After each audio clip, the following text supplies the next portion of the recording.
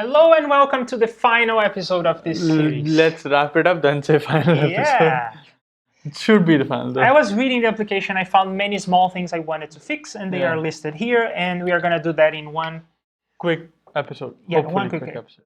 So first, moving things around in the client, Okay. I would like to have a style sheets folder because we have a JavaScript folder. So we'd yeah, like it makes sense to have one for CSS. Yeah, and suppose you wanted your CSS to be broken apart in several then styles. you would want it in the same folder. Yeah. So maybe if you wanted to extract the plus button thing at a different place or whatever, its own lists file. at different places, stuff like that. Yeah, it may be worth having everything in one file if it's simple enough, but if it grows, you break it apart in different files, it would be nice to have a home for style sheets. So we create a new directory for style sheets. We move that guy in there. And search for references. No, we have to change this manually because we want to have the slash here. It could be kind of smart in some ways. IntelliJ is smart enough to find all the references to a file and rename, but I want the slash here in case you have not only index but other things. Okay. And the slash will make it always work because it makes the path absolute with respect to public. Public, yeah. So now style sheets, styles. Style sheets, styles. And we run the server, and we'll see that in the browser, the thing still looks good. Yeah, there you go. Looks good. Rerun the server. Oh boy, always rerun the server. So now we have extract components into their own files. Okay. The problem here is that we have this file for client that has everything. It has everything. It's only 100 lines of code, so it's kind of okay. Yeah. But if you have like a bigger file, you will be screwed looking through all the, just scrolling through the lines. Yeah. So I want to show how to create one file for some components. We could have one file per component. But I think it's overkill, to be honest. Like we have simple enough logic for each of those components. So we could have maybe a folder for components. Yes. I'll create this folder that I'll call components. And in this folder, we could have maybe just one file for all components related to items. Yeah, items component. Something like that. Yeah. And then we can literally just cut and paste. So button. Let's see. Application doesn't exactly has to do with items. No. But plus button does. Yeah. So we'll take the plus button there. Also, header has nothing to do with items. But item list, else, I think that, item, mark. All of this does. Item description, all of them. They all have to do with items, so we can cut and paste them into the items components file. And you may want to reorder this in some way if you think it's important, but I kind of like this order because it goes from the top down. Yeah. And here in the client.js, we just have the things that are related to application. I could also extract this into an application components file if I wanted. But I think you don't like that idea, right? Yeah, this is fine. So this is fine, and it's mounting the application here. It's fine. So now we come here to our. We can go to the issue or do you want to? In the HTML, we have to remember to import this file as well. So we have to say components. Items components. Items component. Yep. And again, let's restart this to see if it's still working. And lo and behold, it is working. There's one minor thing that we need to fix as well. I think it's the next on the list. And that is, we were playing with the application and we noticed that Chrome was trying to autocomplete some stuff Which for is us. annoying, yeah. We don't want that. To fix it, it's super simple. Let's just come back to the components. And in the item description. No, item, the item itself. The item description, because that's where we have the input. Oh, right, yeah, sorry. And in the input, we can say autocomplete equal to off. Autocomplete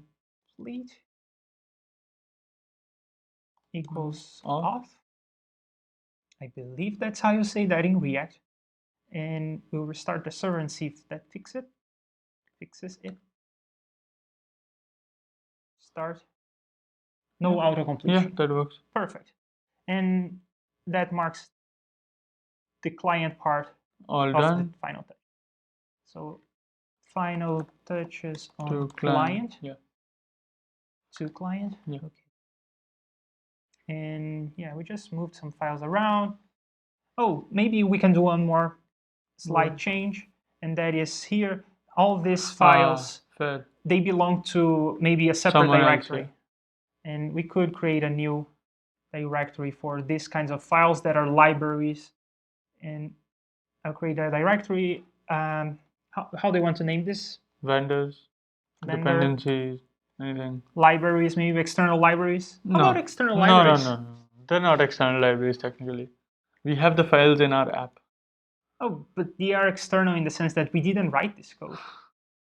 But yeah, let's go with vendor. So we move all those files in there, and we come here to the HTML, and we import. Don't crash. I saved everything, so it should be fine. Okay. Yeah. So coming back here, I can say vendor. That's it. And now it's neatly organized. Yes. So if we had style sheets, if we were using normalize like we tried to use many episodes ago, we could have a vendor folder in here as well. Yeah. But I guess this is okay. So here, refresh. Let's just check that we haven't broken anything. Fine. Looks okay. It's okay. Now I will finally commit everything. Yeah. I want to commit every single thing in here, and final touches to client. And now I will commit.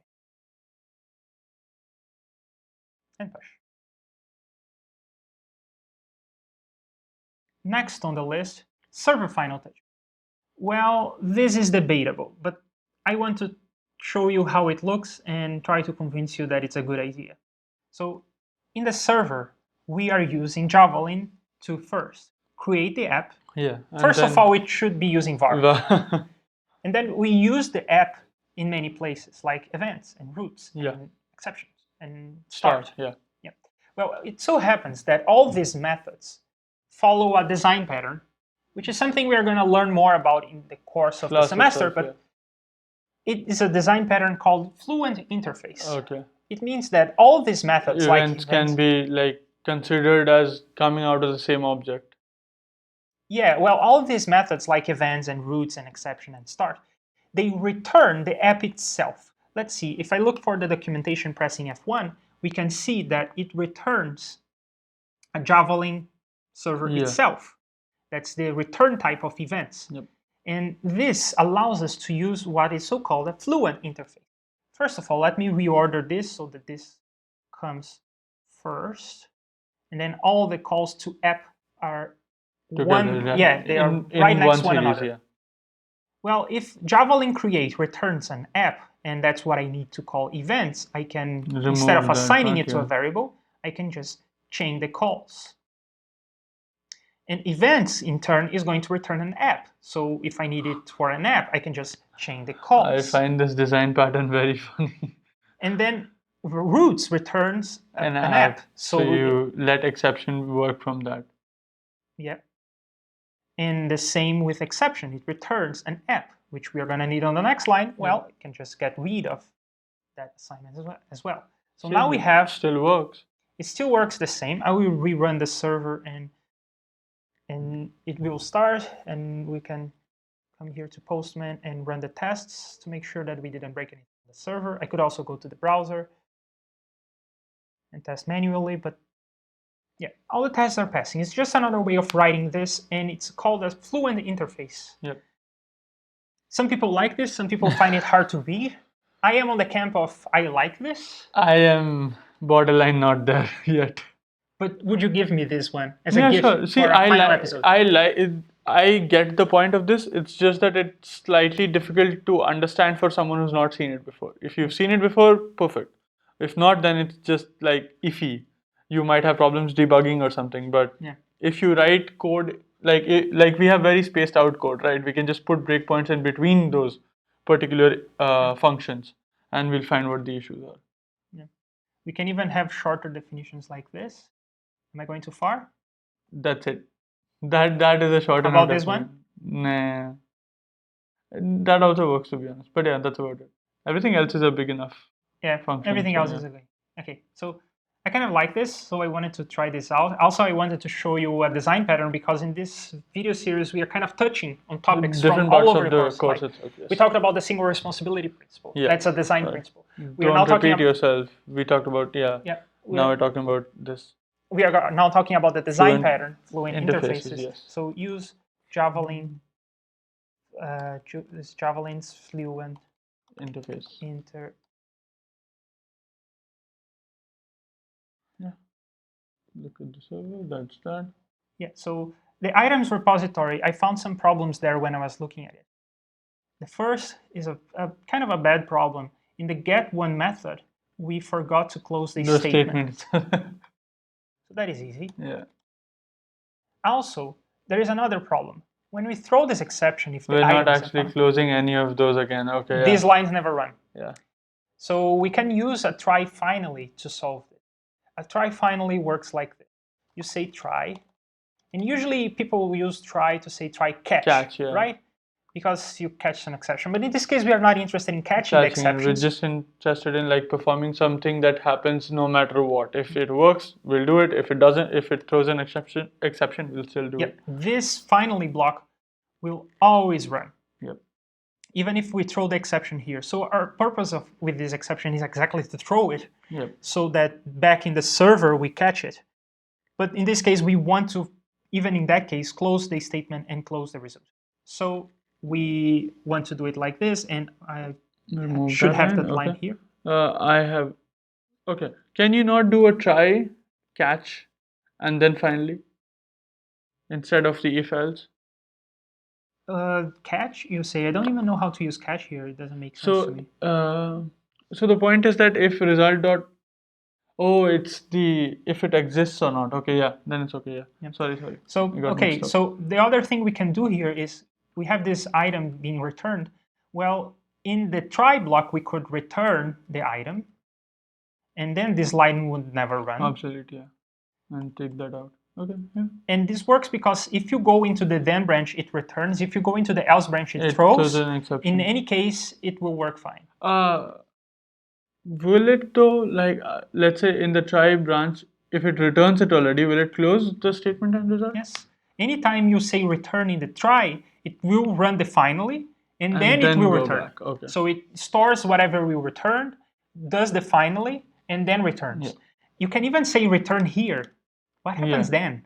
I don't know. You say return here. Then it stores the value. This is some trivia Java for you. If you are trying to get an Oracle certification for Java, you need to know this, because I am a certified Java programmer, and I learned this while I was studying for my certification. So yeah, it stores the return from here, and if you return here, it will return here. It will return this. Okay. Otherwise, it will return whatever was returned here. Okay. So you could have like a conditional here. If something, return null. Otherwise, it will return whatever the try was returning. Yeah. Okay. So that is a use of try catch, of try finally to close the resource. That's not the only place where we throw. So let's apply the same fix to other places. So we say throw. Looks like it is. No, we also throw item not found exception here and here. So here we can do the same trick, which will, I guess, be try this line. Yeah. And finally that line. And we couldn't observe this problem in Postman, in the browser. Anything, because of your standard garbage collection techniques. Yeah, because the statement is already closed for us for reasons. I mean, when this variable statement goes out of scope, when the method finishes, the statement is closed automatically for us, but we want to be explicit, so we better have the finally block so that we are being explicit every time, even when we throw the item not found exception. We run, we test, retry, everything passing. Yeah. So now we are closing resources properly.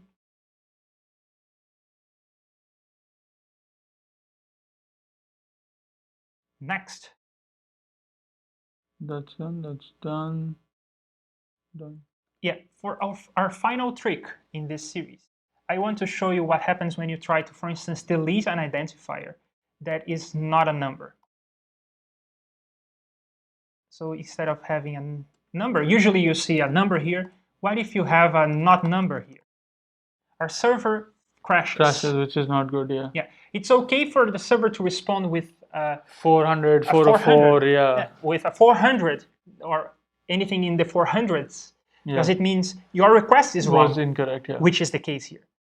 But 500s means the server is wrong. Yeah. And what is happening here is we can even see an exception on the server that we never want to have. Yeah.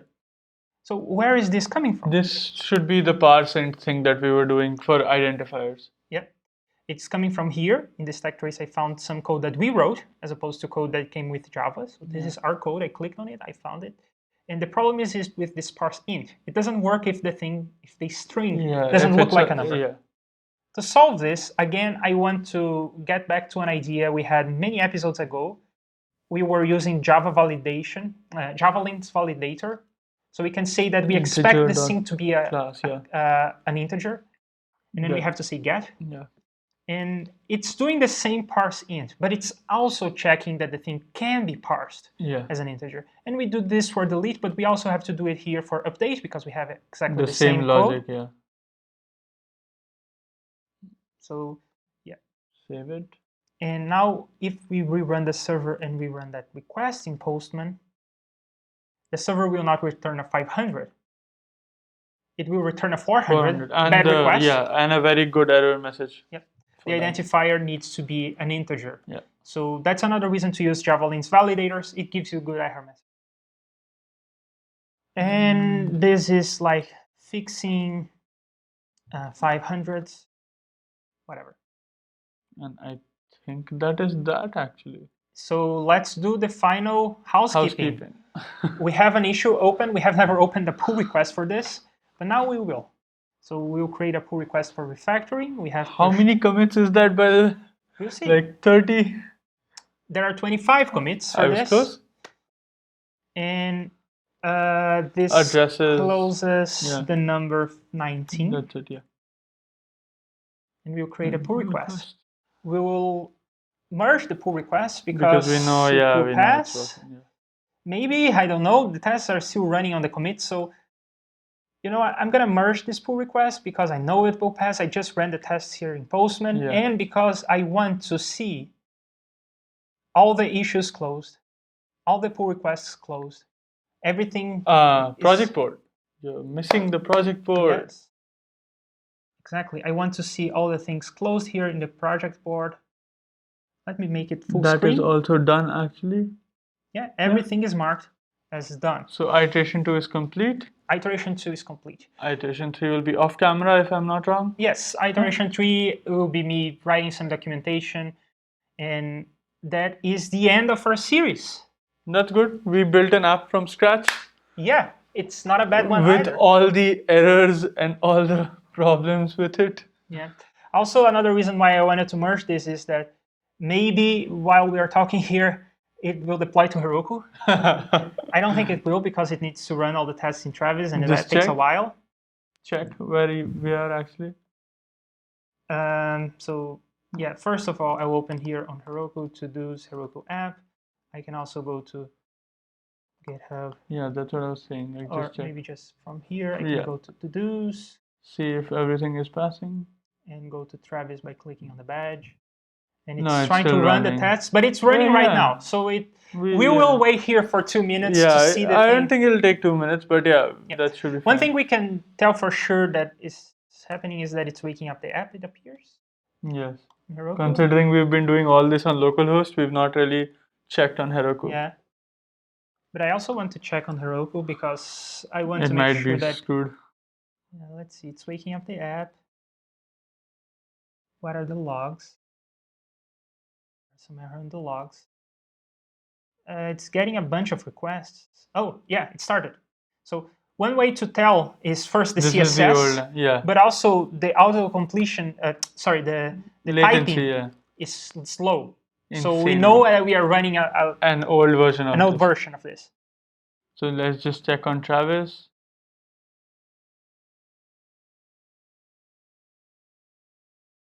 Where are we? Okay.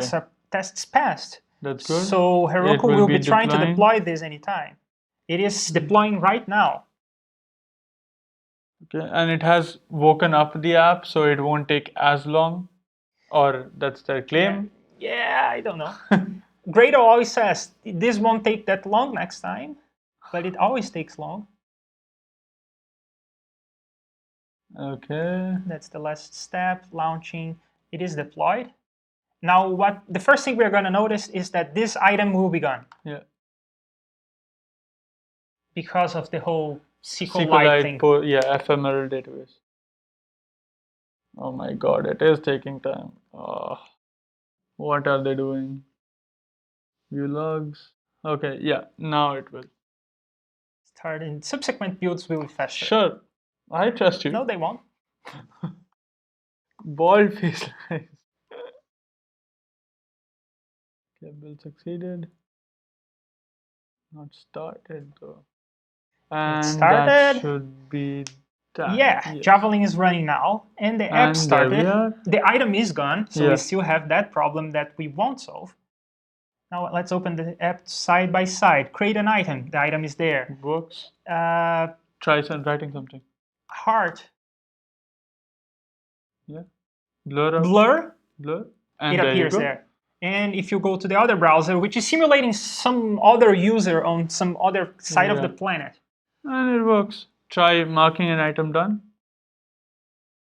There you go. Actually, I believe we need here some, maybe mark this item as done. Yep.